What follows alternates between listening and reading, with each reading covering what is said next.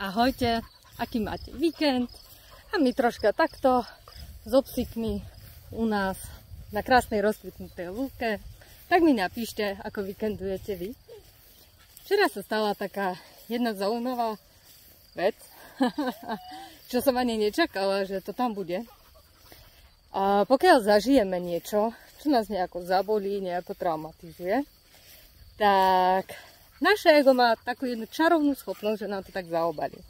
Čiže tu ma niečo zabolelo a ono nám to zaobalí. Proste, aby to nebolelo, aby sme to necítili, aby sme o tom nevedeli.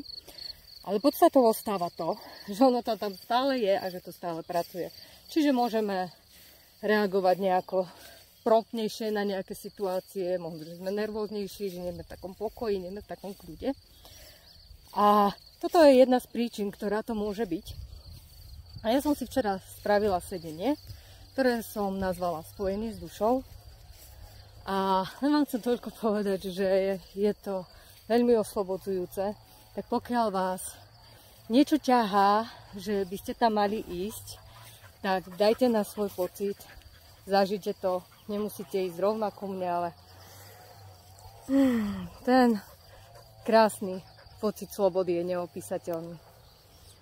Tak, asi toľko na dnes a prajem vám krásny víkend. Nezabudnite mi napísať.